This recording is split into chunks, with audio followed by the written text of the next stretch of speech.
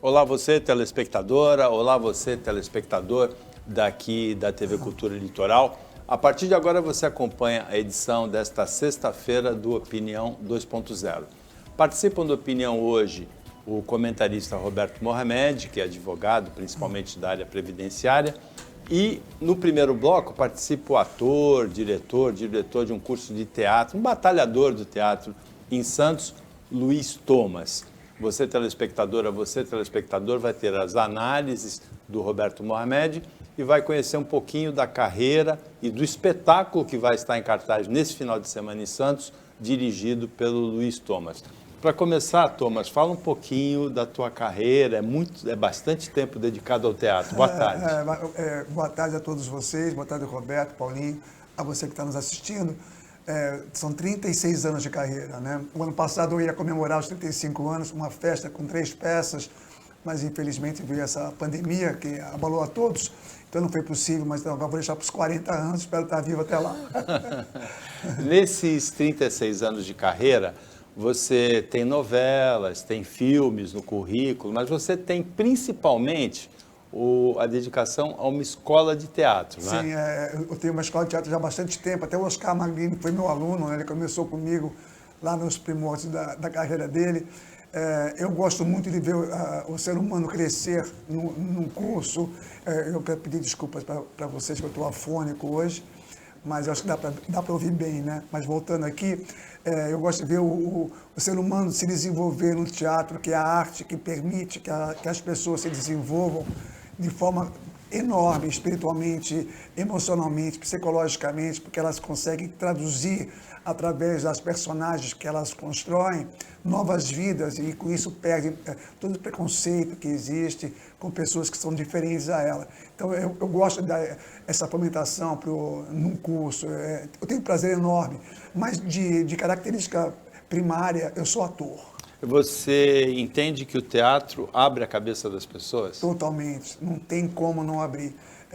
Muitas pessoas que procuram um curso de teatro não querem ser atores, eles querem se desenvolver, até psicólogos às vezes mandam, né, para permitir que a pessoa perca a timidez, tenha mais sociabilidade, mais autoconfiança, mas transcende a isso, vai além disso, são fatores primordiais de alma, tá? Então eu acho que é bacana isso, porque o ser humano ele precisa da arte para desenvolver. E o teatro, de todas as artes que existem, ele é o mais rápido, porque mexe com a consciência, com o raciocínio, com a inteligência, que uma personagem pensa, como é que ela pensa, por que ela pensa daquela forma. Isso, de forma bastante ampla, traduz um enriquecimento, né, para esse crescimento que eu estou falando, que é visível assim, em pouco tempo. Agora, Thomas, quais são as principais escolas de representação que existem no mundo, bem rapidamente, e por qual delas ou quais delas que você usou elementos para formar A minha escola de coração é Actors Studio, né, que é em Nova York, que é o berço do Marlon Brando, que é onde surgiu um método chamado Stanislavski. Eu digo surgiu no Ocidente, que é um método russo, já tem bastante tempo, foi trazido para os Estados Unidos pela Stella Adler, foi a primeira professora do Marlon Brando, e que daí todos os atores do cinema americano passaram a trabalhar com esse método, que é o método que eu uso no meu curso, que é o método onde o ator ele não apenas fala texto, ele simplesmente ele vai além disso. É como se fosse, por exemplo, você acreditar que uma circunstância está ocorrendo. Vou dar um exemplo aqui bastante rápido. Quando você vai atuar, a questão principal é compreender que na vida você já atua. Atuar é estar em circunstâncias. Eu estou aqui agora numa mesa com 2 pessoas maravilhosas, eu estou atuando dentro de uma circunstância de falar da peça, falar de teatro. Se eu estivesse numa festa de despedida de solteiro, eu estaria de outro jeito, eu estaria atuando de outro jeito. Se eu estivesse num velório de um parente meu, eu estaria atuando de outro jeito. Isso é atuar. O que diferencia essa atuação da vida para a atuação no teatro é que na vida existe a coisa concreta, existe o Paulinho aqui, o Roberto aqui, o velório, essa festa. No teatro não, tem um texto onde eu tenho que compreender aquele texto, transformar aquilo em imaginação e acreditar que aquela imaginação é verdade. Aí eu mergulho nessa verdade que eu criei e posso atuar como eu atuo na vida. E esse método Stanislavski traduz dessa forma. Então, o ator ele entra com toda a sua força, acreditando que aquilo é verdade, aí ele pode reagir ao que ele está vendo. Agora, nessa mesa, na verdade, está ao lado de uma pessoa maravilhosa, que é o Roberto Mohamed, e uma normal, que sou eu, ou abaixo do normal. Então, com a palavra, a pessoa maravilhosa aqui da mesa, que é o Roberto Mohamed. Boa tarde. Boa tarde. Essa semana foi aniversário do Matusalém, que apresenta o programa, e ele ficou chateado, porque todo mundo ficou pedindo vida longa, desejando vida longa para ele. Eu falei, pelo amor de Deus, já viveu 10 mil anos, vai viver mais 10 mil, parem de desejar isso. Thomas, você acabou de falar dessa forma de se usar uma escola de teatro não só para formar atores. Sim. Mas tem uma coisa bastante curiosa que eu queria ouvir de você. Muita gente fala que o teatro é uma forma ideal de se trabalhar a timidez. Sim. Mas eu, por exemplo, tenho um amigo que é daqui, ele nasceu no Rio, mas foi criado aqui, é ator, o Dalton Vig. Sim. E que é uma pessoa Aquele extremamente... baixinho? Não, Aquele o alto, baixinho? o mais alto. Eu estou brincando. E ele é uma pessoa extremamente tímida. Muita gente até acha que... eu acho que ele enfrentou vários problemas, inclusive na própria Globo, em razão disso, porque ele não era aquele ator que fora de um trabalho frequentava Projac, frequentava nada disso, e aí não fazia a política necessária. Mas ele nunca trabalhou a timidez. E é um ator que, inclusive, o início dele no teatro já foi com uma certa idade. Ele não começou com 16, 17 anos. Começou quando se formou na Metodista em publicidade. Já tinha 23, 25, de 23 para 25 anos. Com o Tapa, o grupo de São Paulo. Sim. Isso existe? Por que acontece isso? A gente fala tanto do teatro para perder a timidez e a gente vê gente da área que não consegue perder a timidez depois de anos de profissão. Eu acho que isso é uma exceção à regra, né? Provavelmente. Eu não conheço muito. É uma exceção? Eu acredito que sim. Porque eu vejo pelo meu curso, as pessoas já, coisa de 3 meses, elas já estão diferentes. Basicamente, assim, a timidez ela nunca vai sumir de você. A timidez ela faz parte de você. Mas vamos supor que você seja isso aqui, esse copo, o tamanho da sua cabeça, esse copo e mais isso aqui, tá? Essa parte do copo é a timidez, você tem esse restante, você tem metade de timidez, metade um raciocínio seu. Você vai fazer teatro, a sua mente vai começar a expandir, você vai ganhar novos conhecimentos através das personagens que você vai trabalhando. A timidez vai continuar ali, só que ela vai ficar cada vez menor em termos percentuais, a amplitude que a sua mente tem. Então, ela vai estar sempre ficando menor dentro dessa amplitude. É como quando você é criança e a mãe dizia assim para você, cuidado que eu vou chamar o bicho-papão, o homem do saco vai te pegar. Você tinha medo. O homem do saco, o bicho-papão, continua em você. Mas você cresceu e ele está pequenininho lá. Então, a timidez tem que ficar pequenininha, como o bicho-papão e o homem do saco. Eu não sei como é que funciona o Dalton Vig, eu não tenho a menor noção. Mas eu acredito que ele tenha tido alguma melhora. Talvez não tanto Sim, como... sem dúvida. Mas alguma melhora deve ter tido, com certeza. Essa tua peça que vai estrear agora, ela tem um título muito interessante, A Inocência Perdida. Sim. Ela tem uma coisa de autobiografia, você usou experiências pessoais para escrever, como é que foi o na verdade, dela? pessoais basicamente não, mas como um observador da vida, aí sim, porque é um grupo de jovens que estão de um nível social um pouco mais baixo, eles estudam uma escola pública e todos têm problemas bastante graves, como gravidez indesejada, abuso de padrasto na infância, pessoas que trabalham com traficantes, né? São pessoas que têm um nível de vida bastante perdida, sem um futuro pela frente. E acontece um fato, logo no princípio da peça, eu posso falar porque não vai dar nenhum spoiler, um deles morre logo na primeira cena. E essa pessoa que morre, ela volta e vai começar a transformar um por um, trazendo para eles um conhecimento novo, para ter uma reflexão de escolhas, onde eles podem optar por uma vingança ou por uma raiva, por um sentimento de tristeza, depressão, e por uma outra forma de ver com a empatia, a generosidade, o amor como coisa mais grandiosa. Então, elas vão se transformando. Eu trouxe esse tema, foi uma coisa espontânea, veio para mim como uma inspiração.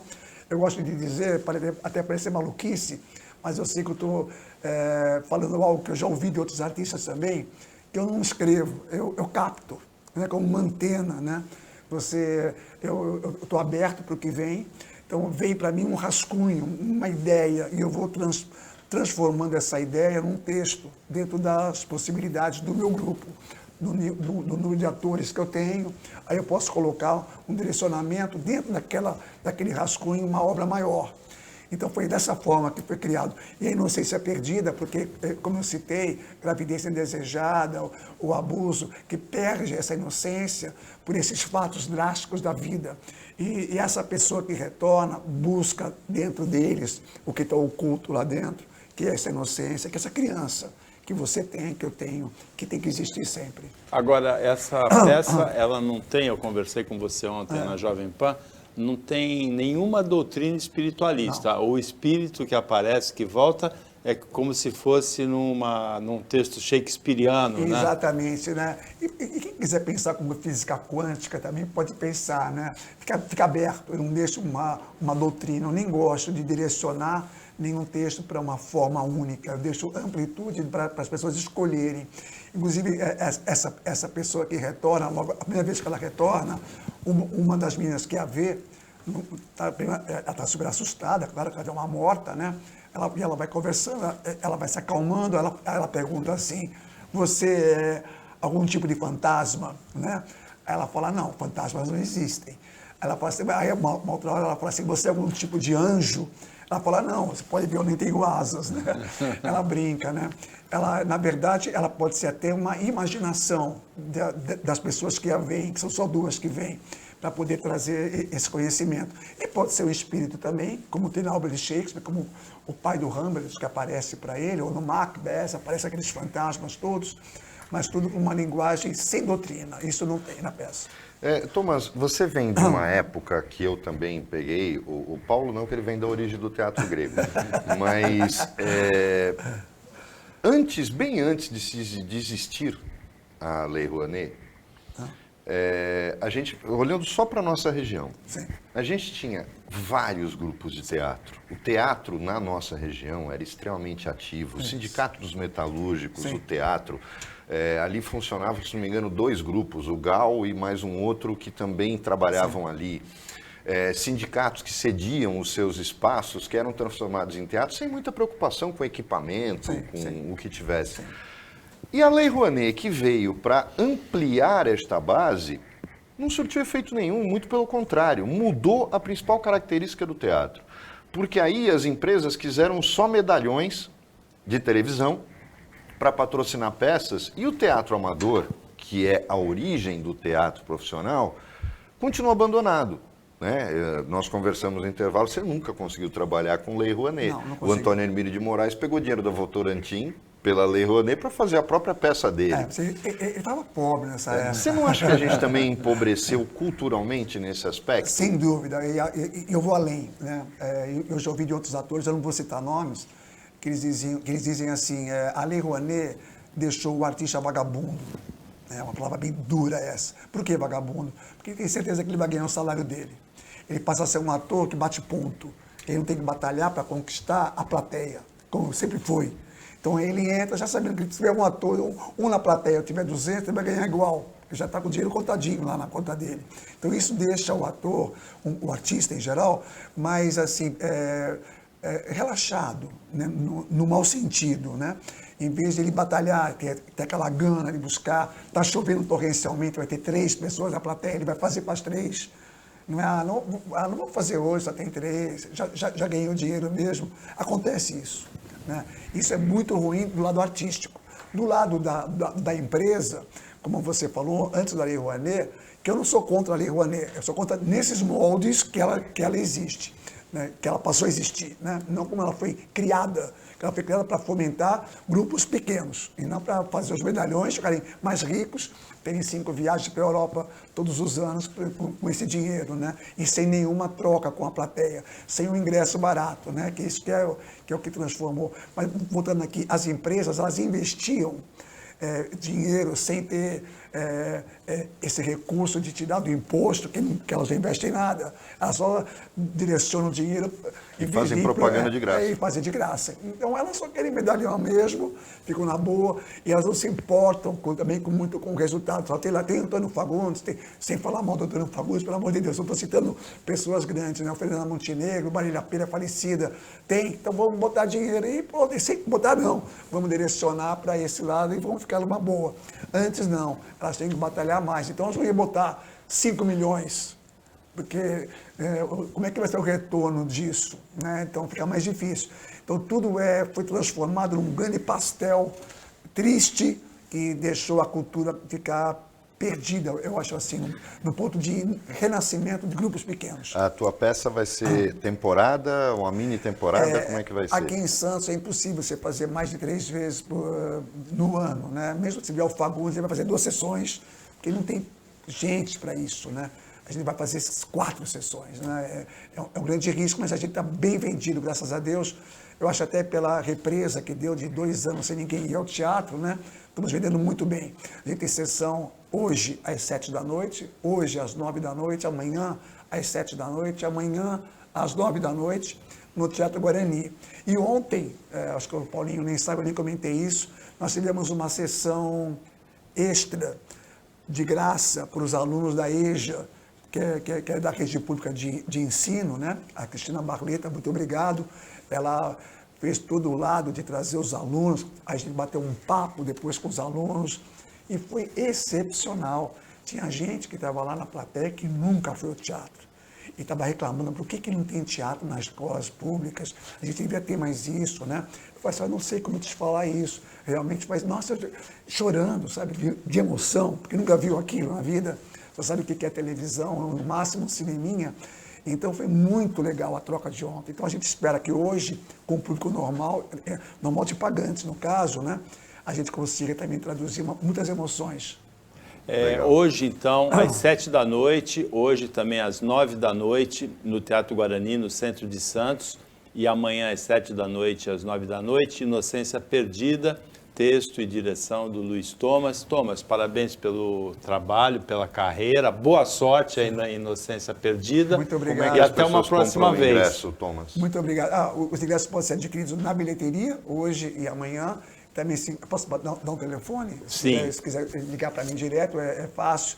É 99708-2753. Acho que vai estar na tela no GC, não vai? Vai, tá. 99708-2753. Isso. E aí pode fazer a compra da seguinte forma, ela fala para quando ela quer, me passa um Pix, eu passo para ela o número do Pix, e aí eu já deixo o ingresso na bilheteria, ela só retira. Thomas, boa sorte na peça e até uma próxima vez aqui no Obrigado, Opinião Paulo. 2.0. Obrigado, Paulinho, pela participação aqui. Você também, Roberto, e a vocês todos. Muito obrigado. Nós voltamos depois do intervalo.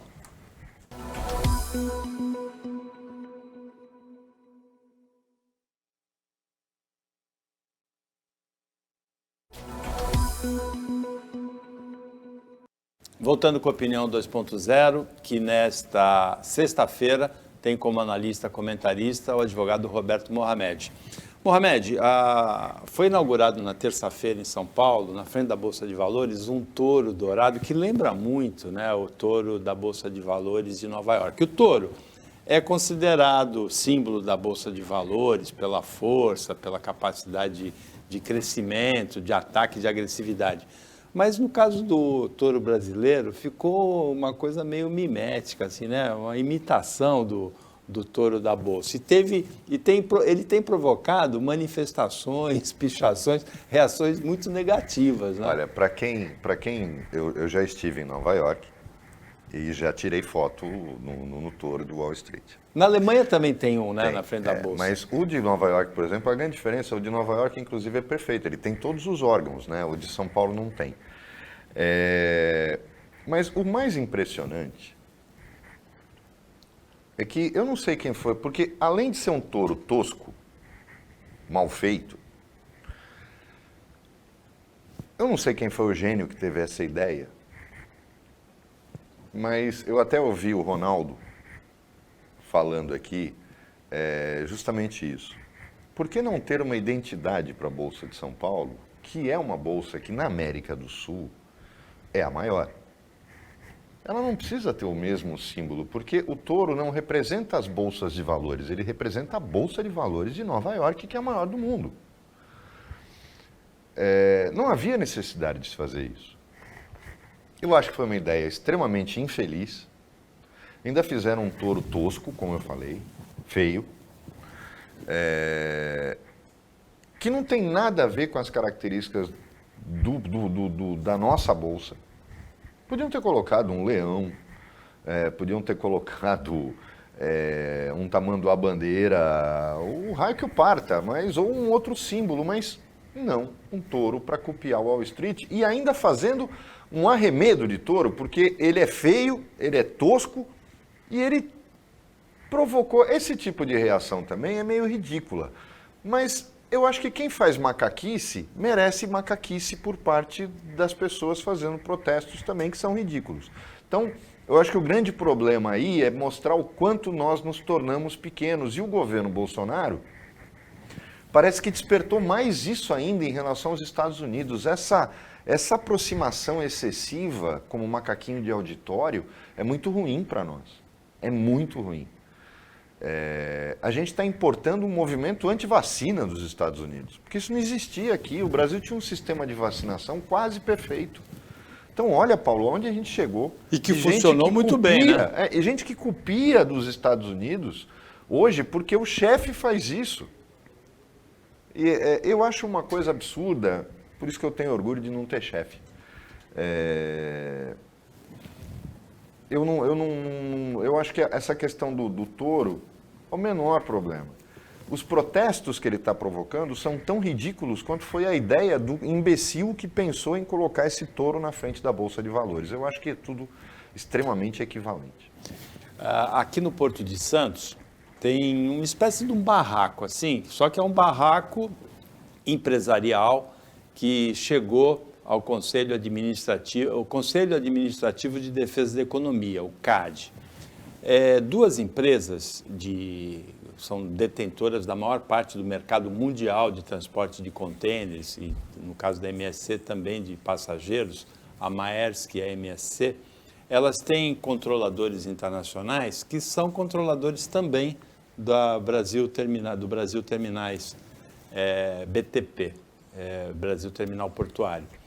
E vai haver o leilão do Cais do Saboó, que é um filé mignon do Porto de Santos, né? Onde estava primeiro a Rodrimar indevidamente, onde está provisoriamente a BTP, e as outras empresas representadas pela Associação Brasileira de Terminais e Recintos Alfandegados, a ABTRA, entrou no ano passado no CAD com uma representação contra esse trio aí, por direcionamento de contratações de transporte de contêineres, de cargas. A MSC e a Maersk, na alegação da ABTRA, elas entendem que há direcionamento indevido para a BTP por esses controladores, prejudicando a competitividade natural entre as outras empresas. Quando o CAD abre investigação é porque ele entende que a coisa é séria, porque esse pedido foi feito em agosto do ano passado e agora foi aberta a investigação. O CAD funciona na maior parte das vezes. Algumas vezes exagera, mas ele funciona na maior parte das vezes. Para as pessoas entenderem, o CAD é a nossa versão dos comitês antitrust que existem nos Estados Unidos. Isso visa impedir que empresas formem oligopólios em torno de alguma coisa ou que se estabeleça até monopólio em torno de uma atividade empresarial. No caso da Brasil Terminais, eu tenho uma visão que vai chegar um monte de sábios aqui que trabalham com porto, dizendo que eles entendem disso e daquilo. Eu trabalho com direito portuário há 25 anos. Eles vão dizer o seguinte: fere o princípio do livre mercado, da livre concorrência, o que esses operadores portuários fizeram, porque as empresas têm o direito de explorar os terminais. Eu já penso de maneira diferente. Eu já acho que empresa de navegação não pode ser operadora portuária. É muito simples. Como eu disse aqui, que eu sou a favor da privatização do Banco do Brasil, desde que os atuais grandes bancos brasileiros, Santander, Itaú e Bradesco, não possam entrar no leilão. Se eles não puderem entrar no leilão, aí eu sou a favor, desde que o Banco do Brasil seja desmembrado em no mínimo 5 ou 6 bancos. Agora, porque você tem que trazer concorrência para o setor bancário. E eu já disse, não há nenhuma razão estratégica para que o Banco do Brasil seja estatal. Essas razões acabaram na década de 80, quando ele deixou de ser o responsável pelo controle da moeda, o responsável pelo controle do crédito rural e o responsável pelo controle do comércio exterior. Com o fim da Cacex, a dinamização da carteira de crédito rural para todos os bancos e a criação do Banco Central, isso já na década de 60, e a perda dessas funções institucionais, eu não vejo razão nenhuma para que o Brasil tenha um banco comercial estatal, a não ser para financiar a corrupção, que é a única coisa que o Banco do Brasil faz. Quanto a essa questão da proibição dos operadores, é muito fácil entender meu ponto de vista. A partir do momento que Maersk e MSC, porque as pessoas conhecem a MSC pelos simpáticos navios de passageiros. Não, a MSC é um monstro, um conglomerado enorme, que engoliu diversas companhias menores, tanto a Maersk quanto a MSC, e você tem hoje praticamente só 4 ou 5 grandes controladoras, 2 chinesas e 3 ocidentais, que compraram todas as outras e acabaram sendo donas, e vejam bem aonde vai a coisa. Elas não detêm só o controle dos navios. Eles detêm o controle também dos containers, do container vazio, para que você possa colocar mercadoria dentro. Está faltando container, isso no mercado todo. Por que está faltando container? Eles colocam 2 fatores. Primeiro, que os containers estão ficando muito tempo parados no porto. Eles vão para terminais alfandegados e ficam lá muito tempo por uma série de problemas, principalmente por causa da pandemia. E segundo, que a produção de containers sofreu uma queda durante a pandemia. Ora, durante a pandemia, o comércio exterior atingiu níveis absurdos, porque era preciso continuar. O mundo não parou na pandemia. Ninguém teve a genialidade de pensar na produção de containers, inclusive containers que hoje são usados até para fazer habitação popular, Paulo.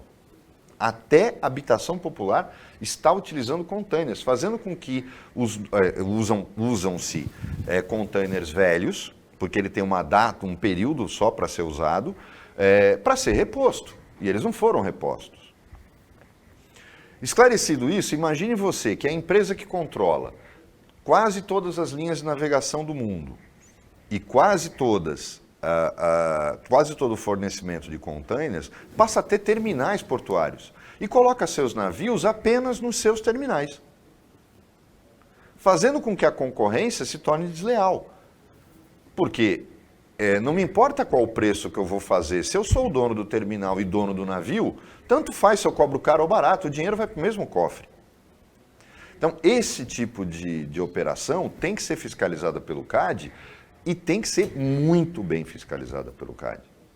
O CAD não pode só proibir se preocupar com cerveja, como aconteceu em relação à Ambev, ou se preocupar só com a Sadia Perdigão. Eu acho que é muito mais importante do que se preocupar com produção de linguiça, ele se preocupar com a atividade portuária. É logística, é estrutura de transporte, e é o nosso grande problema. Se você levar outros terminais à falência, e aí vem a minha preocupação com este projeto absurdo do Paulo Guedes de privatizar a autoridade portuária. Porque a única coisa que impede, Paulo, a MSC e a Maersk de fazerem o que elas querem é a autoridade portuária ser pública. E aí vem um gênio, né, este mesmo gênio que só faz bobagem e que mostrou que é covarde, que é o Paulo Guedes. É covarde porque se ele tivesse o mínimo de vergonha na cara, ele pegava o chapéu e ia embora. Porque ele foi desmoralizado pelo presidente da República. E aí, você tem essa autoridade portuária, imaginem Imaginem vocês que a Maersk e a MSC, junto com a BTP, ganhem a licitação da autoridade portuária. Olhem um absurdo. Olhem um absurdo. Eles vão quebrar os outros operadores portuários, Paulo. Porque eles vão gerir todas as licitações e vão administrar o porto. Será que não tem nenhum gênio em Brasília capaz de perceber o que ele está fazendo? A loucura que é privatizar a autoridade portuária, porque isso é privatizar a atividade típica de Estado, que eu, inclusive, acho que não passa. Porque mesmo que o Congresso regulamente e o leilão ocorra, o Supremo trava. Por quê? Porque a administração portuária, a autoridade portuária, é função de Estado. E função de Estado não pode ser privatizada. Mas eu espero que o CAD bote um fim a isso, porque isso significa atropelar e prejudicar a atividade no maior porto da América Latina, que ainda é Santos, apesar de tudo. E essa relação que o Roberto Mohamed fez é uma relação que a gente faz mesmo, porque é a relação da concentração em poucas empresas hiperpoderosas de uma atividade. A navegação mundial está na mão de pouquíssimas empresas, como os bancos brasileiros estão na mão a 90%, 95% do mercado na mão de pouquíssimas empresas, coisa que acontece também e não é em nível mundial, setor de tecnologia, Google, Facebook, são gigantes que dominam completamente o mercado. Agora, mudando completamente de assunto, o número de casamentos homoafetivos no Brasil nesse ano deve quebrar um recorde. Já foram, de janeiro a outubro, 8.609 casamentos homoafetivos. O recorde é de 2008, quando tinham medo que com a ascensão do Bolsonaro houvesse uma reversão nessa liberação, foram 9.520. Então esse ano certamente vai quebrar, inclusive porque dezembro é o mês que concentra, todo mundo pensa que é maio, mas dezembro é o mês que concentra o maior número de casamentos, tanto homoafetivos como heteroafetivos.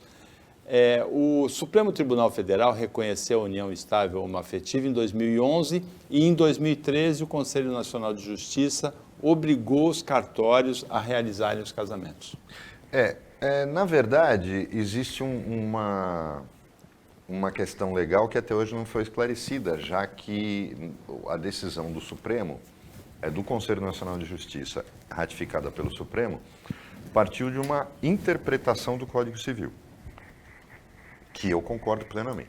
A gente não pode esquecer que esse Código Civil foi feito por um reacionário, né?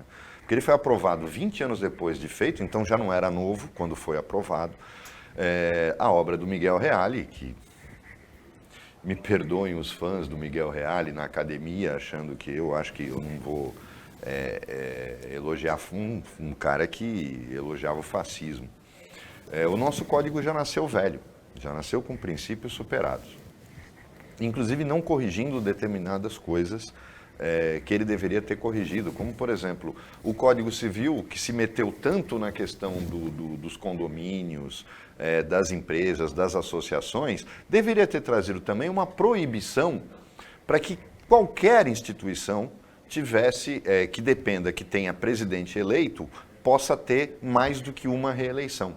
Aí a gente vê sindicatos com presidentes há 30 anos, o que é uma excrescência. Não importa se o cara é um bom presidente ou um mau presidente, cumpriu o papel dele e vai embora. Pega a viola, bota no saco e vai embora e deixa renovar. A alternância de poder, ela é necessária, ela não é boa, ela é necessária. Ela tem que acontecer, porque ninguém pode ser dono de uma instituição. O problema aí, o Congresso não fez isso na época, porque tem muita ONG que recebe verba de emenda parlamentar que está administrada pela mãe do deputado há 30 anos. Se ela não pudesse colocar lá, vai acabar os primos, vai acabar os irmãos, as esposas, e aí vão ter que deixar uma pessoa estranha ser presidente. Só por isso que não passa. Mas voltando a essa questão do casamento homoafetivo, o número é bem maior, Paulo. Houve uma característica a partir de uma decisão da Carmen Lúcia. Eu já fazia essas ações há muito tempo e teve um juiz de Santos, eu até vou citá-lo nominalmente, porque a gente às vezes critica o judiciário, e eu sou um crítico do judiciário, mas eu tenho que elogiar quando acontece. Existe um juiz em Santos chamado Frederico Messias. Ele deu uma das sentenças mais lindas que eu já vi na minha vida ao fundamentar a alteração do sexo de um transexual masculino, sem necessidade de cirurgia. A decisão não era nova, mas a fundamentação do Dr. Frederico foi um negócio assim de colocar na parede, de imprimir a sentença e colocar na parede. Então a gente tem que aplaudir juízes que pensam assim, mas principalmente que brindam a sociedade com esse tipo de decisão. Mas com a decisão da Carmen Lúcia, ancorada nas próprias decisões do CNJ, o transexual hoje pode ir ao cartório. Eu estou falando do transexual masculino, o que se sente mulher. E basta que ele diga, porque a Carmen Lúcia, ela partiu do princípio de que a sexualidade está na mente e não no corpo, e que a exigência da mutilação não tem sentido. E se declara mulher, e o cartório é obrigado a emitir o documento. O documento não sai com observação, Paulo. Ela é mulher a partir daquela data. É lógico que ele exige uma série de cuidados para que isso não possa abrigar criminosos que querem fugir da justiça ou fugir de dívidas ou coisas assim para fazer a mudança de nome. Tem que se apresentar todas as certidões de protesto, criminais, cíveis, para mostrar que não está se fugindo de nada. Quando esse documento é emitido, se esta pessoa casar, é um casamento heterossexual, porque ela é mulher. Então ela não está entrando não entra nessa estatística. E o número de casamentos com esta situação que eu acabei de falar é enorme no Brasil inteiro. Porque a partir do momento que o transexual muda o seu documento, ele tem todo o direito, ele vai ter o casamento e o cartório não pode questionar, porque ele casa no registro civil, muitas vezes outro de onde ele nasceu, ele vai tirar a certidão, ela vai sem nenhum tipo de anotação de averbação e é considerado um casamento heterossexual. E eu acho que é um avanço da nossa sociedade que mostra que, apesar da gente ter um governo reacionário que é sustentado por uma base de apoio reacionária, a maior parte da população brasileira é tolerante. E a inclusão está se tornando, o respeito à diversidade está se tornando regra e não exceção. Isso é muito bem-vindo. Assim como o enfrentamento do racismo estrutural, né? A gente acabou com aquela lenda de que o Brasil não é um país racista. Eu sempre fui contra importar o ativismo americano, por exemplo. Mas a gente tem que encarar a verdade. A gente tem que encarar o fato de que há racismo no Brasil, sempre existiu, e que existe uma dívida social a ser resgatada. Eu não tenho dúvida disso. Mas sou contra exageros. Como, por exemplo, a gente está passando agora na Ordem dos Advogados do Brasil, porque eu acho que a inclusão e o respeito à diversidade não vem apenas por imposição. Se obrigaram as chapas todas, Paulo, a terem mulheres e negros. Agora, você imagina, eu vou falar de um fato aqui normal, e se eu tiver errado, por favor. Imagine uma cidade como Brusque, ou uma cidade no interior de Santa Catarina, que não tem nenhum advogado negro. Como é que vai? Não vai ter chapa, porque ela não vai cumprir a lei. Então, você imagina, quando você faz imposições desse tipo, você está desrespeitando um país, você está desrespeitando a estrutura social do Brasil, que tem características muito próprias e que é um país enorme. Então, toda vez que se impõe alguma coisa, você tem um problema gerado imediatamente após. Então, é um avanço que a gente tenha chegado a isso, de cada vez mais as pessoas exigirem respeito e poderem obter a proteção do Estado, porque esse é o avanço, Paulo, na questão do casamento homoafetivo. Garantir a relação, a proteção do Estado, porque o casamento significa a proteção do Estado à união de duas pessoas. Então, isso é um avanço sem dúvida, mas a gente ainda tem muito a caminhar, inclusive corrigindo os excessos. É curioso que o Roberto Mohamed citou Brusque, e a cidade de Brusque, e o Brusque, né, que disputa a Série B, protagonizou um caso de racismo que teve um desfecho surpreendente ontem. A gente vai analisar depois do intervalo.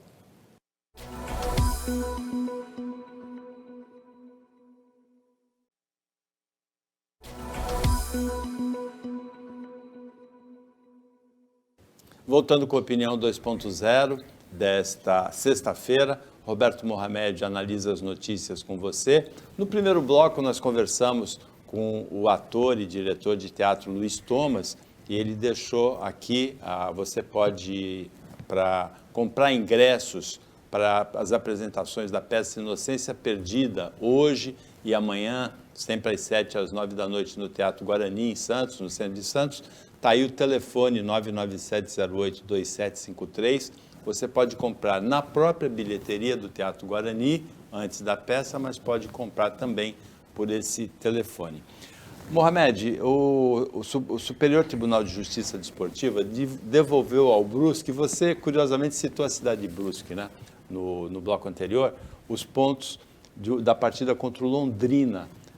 A partida foi em agosto e por uma ofensa racista a um jogador, Celcinho, do Londrina, do presidente do Conselho Deliberativo do Brusque, o Brusque tinha perdido os pontos. A multa de R$30 mil, a suspensão do dirigente por 360 dias, um ano, foram mantidas, mas a punição da perda de pontos ao Brusque foi retirada. Eu acho corretíssima a decisão do STJD. Eu vou explicar porque antes que as pessoas achem que eu estou defendendo isso. Não. Estaria sendo um contrassenso com o que eu acabei de falar no bloco anterior. O presidente do Conselho Deliberativo não fala em nome do clube, ele não representa o clube, ele não tem procuração, ele não assina pelo clube, ele é dirigente interno do clube. E ele falou em nome próprio. Quem fala pelo clube é o presidente do clube. Se fosse o presidente do Brusque, eu acho que a perda de pontos deveria ser mantida, Paulo. Por quê? Porque a figura do presidente se confunde entre a pessoa dele e a representação do clube. Presidente executivo.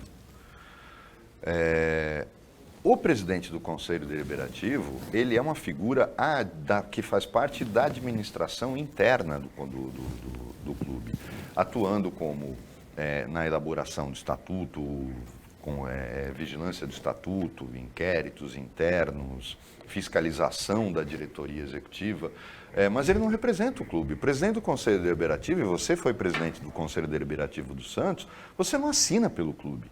Você preside o conselho, que é um órgão interno do clube, que não atua para fora, e só atua para dentro. Portanto, quando o presidente do Conselho Deliberativo fala bobagem, ele fala bobagem em nome próprio, ele não fala bobagem em nome do conselho. Já o presidente do clube, não. Então, eu achei correta a atitude do STJD, irrepreensível, porque o clube não pode ser punido desta forma por conta de um comentário infeliz de um idiota. Agora, é bem diferente do que pode vir a acontecer com o Santos Futebol Clube agora, e eu acho que esse tipo de gente tinha que tomar uns cascudos do resto da torcida e ser posta para fora do estádio na mesma hora. Eu não sei porque que a torcida não é solidária nessa hora e não ama o clube. São solidários aos marginais que estão lá. O Santos pode vir a perder mando de jogo, e aí, se seguir a legislação, já perdeu, por conta de um imbecil que jogou objetos no campo, num jogo há algum tempo atrás. Quer dizer, só um imbecil pode fazer uma coisa dessas. Prejudicar abertamente seu time. Aí vai dizer que é torcedor? Não, ele é bandido. E está prejudicando o time. Tinha que levar uns cascudos e a própria torcida tirar o cara de campo. Esse tipo de coisa, para mim, é inadmissível. Mas, aí vale essa regra. Prejudicando o time, aí que você, quem sabe, provoque a eliminação desse tipo de conduta. Porque o torcedor santista hoje, ele tem a obrigação de ser fiscal. Do jeito que a norma foi colocada, e eu acho corretíssima, você é fiscal. Se você olha para o lado e vê um imbecil vai jogar alguma coisa lá, mete a mão nele. Tira o objeto da mão dele. Chama a segurança, chama os outros e tira o cara do estádio. Agora, você não pode permitir que ele prejudique o clube. Antes de ser solidário a um bandido que eventualmente é seu conhecido, você tem que ser solidário ao clube que você diz que torce. Então aí eu já acho correta a decisão que tem adotado a confederação, no sentido de tirar o mando de jogo dos times em que objetos são arremessados em direção ao campo. Agora, tem um caso para você avaliar curioso. O guru do bolsonarismo, Olavo de Carvalho, ele veio ao Brasil em julho para um tratamento de saúde aqui, né? Completar um tratamento que ele começou nos Estados Unidos. Aí a Polícia Federal intimou ele em 9 de novembro para prestar depoimento no inquérito que apura se existe uma milícia digital destinada a desacreditar as instituições, atacar a democracia. Ele informou à polícia que ele estava em tratamento de saúde, então não podia prestar depoimento. E depois ele foi, de maneira repentina, ele definiu, para os Estados Unidos, voltou para lá. E ele gravou um vídeo dizendo assim, olha, foi uma oportunidade de um voo que eu tive para dali a 15 minutos, eu estava no hospital, eu fui, ele foi para os Estados Unidos. Você acha que ele fugiu do depoimento ou ele aproveitou uma oportunidade? O Olavo de Carvalho é uma figura... qualquer termo que eu vou usar aqui, eu vou estar me colocando no nível dele. Ele não é intelectual, nunca foi. Ele não tem formação de intelectual. Ele não tem comportamento de intelectual. Eu acho, inclusive, que ele veio fazer o tratamento em algum hospital veterinário, que é o mais adequado a tratá-lo. Isso que você falou que não ia cair no nível dele. Não vou cair, eu só estou dizendo que ele deve ter procurado um veterinário. Mas esse homem representa tudo aquilo que existe de absurdo neste governo. Inclusive, quando ele se volta a este governo que ele defendeu, alguém ter o Olavo de Carvalho como guru demonstra que essa pessoa precisa de tratamento psiquiátrico, porque esse homem só fala bobagem, Paulo. Não existe nada. E eu não estou falando isso por cultura de YouTube. Eu li O Imbecil Coletivo. O Imbecil Coletivo é o livro mais famoso do Olavo de Carvalho. E eu li, ele é um livro desta grossura. E eu li O Imbecil Coletivo quando estava no início do meu mestrado no Mackenzie. Porque eu tive aula com um desembargador, um então desembargador do Tribunal de Justiça, que dava direito penal econômico. E ele era fã do Olavo de Carvalho. E ele me chamava de comunista. Toda vez que eu entrava na sala, ele me cumprimentava assim. Mas era uma figura folclórica, como é o Olavo de Carvalho. O problema é quando se dá, o problema da figura folclórica é quando ela passa a ter um status, Paulo, de conselheiro de um governo. Aí a coisa muda de figura. Eu posso até gostar do Saci Pererê, não posso passar a acreditar nele e nomeá-lo para alguma coisa. E é mais ou menos isso. O Olavo de Carvalho é a Cuca do governo Bolsonaro. É o Saci Pererê, ele é folclore. Ele só fala bobagem. Não tem nada do que ele fale que tenha amparo na realidade. E é constatação, não é opinião. Quem lê O Imbecil Coletivo fica se perguntando se o cara escreveu aquilo dentro de uma clínica psiquiátrica. Pela quantidade de absurdos que ele fala. É preciso entender que ele não é guru da direita. Ele é guru de gente que tem problema mental. Está na cara que ele fugiu, ele faz parte desse grupo que orienta as milícias digitais, pelo menos fornecendo material. Mas só o fato de se dar muito cartaz para uma figura dessa já mostra como a gente tem um sério problema nesse governo de assunto. Eu acho que o dia que a imprensa der um dia de greve em relação ao Bolsonaro, Olavo de Carvalho, o Guinho, Luizinho, Zezinho, os filhos dele, eu acho que eles vão sentir muita falta e vão ver que o desprezo é a pior coisa que pode ser feita. Você olha nessa mesa, né, o Olavo de Carvalho do lado do nosso presidente problemático, com aquele louco do Ernesto Araújo, que foi ministro das Relações Exteriores e que jogou o Brasil no buraco. Inclusive, Paulo, vamos aproveitar o final do programa só para mostrar ontem. Eu tenho falado aqui no programa que esse governo vai fazer um estrago na economia do país e na credibilidade do país lá fora, que essa história de que ele defende o agronegócio é papo furado. O Brasil Não adianta ir no discurso, atrás do discurso dessa gente, dizendo que o Brasil é o celeiro do mundo e o mundo precisa de nós. Essa história veio da ditadura. Esqueçam.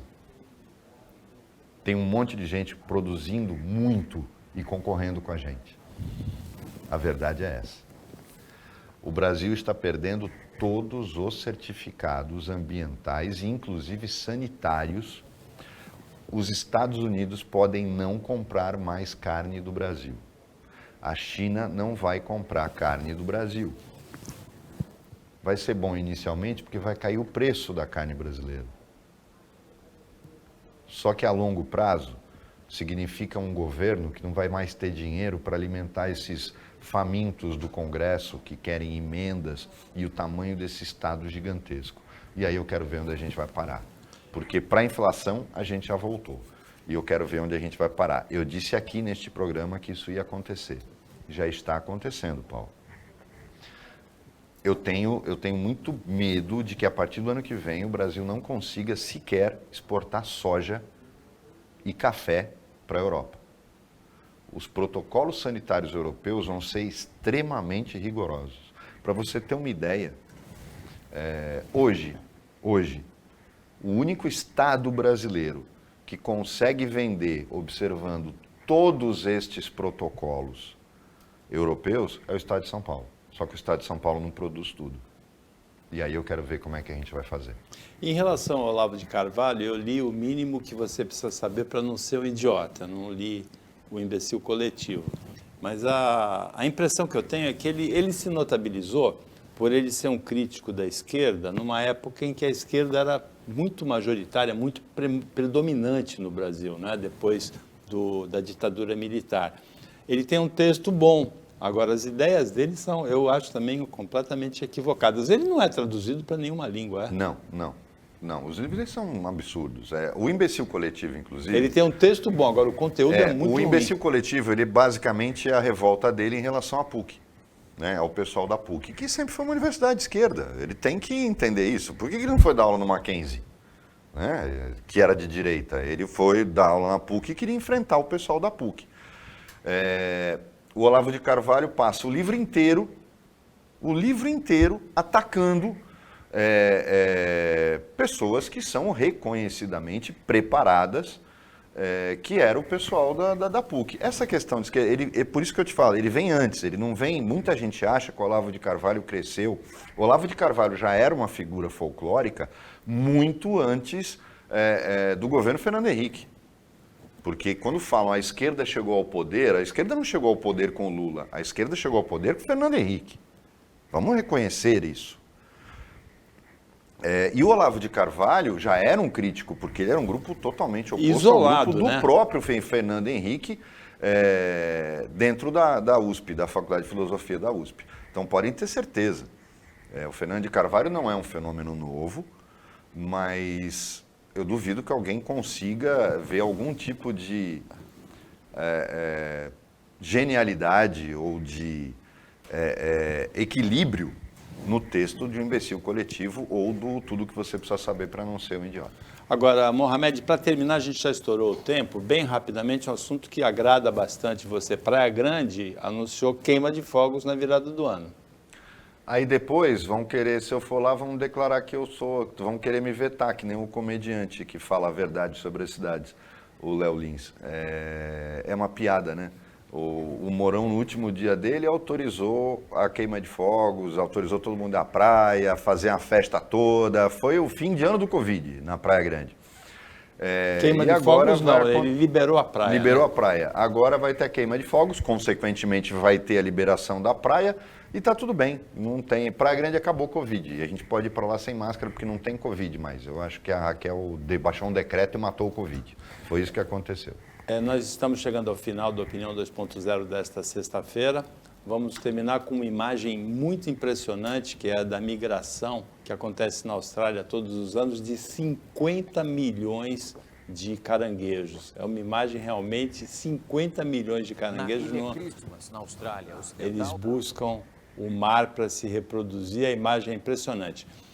Agradecendo o Roberto Mohamed, a participação como comentarista, agradecendo também a participação do ator e diretor de teatro Luiz Thomas, no primeiro bloco, trabalho técnico e jornalístico da equipe do Sistema Costa Norte, e agradecendo principalmente a você que acompanhou a gente mais essa edição. Até segunda-feira, nesse mesmo horário de 15 para as 2, e um ótimo final de semana para você que você merece.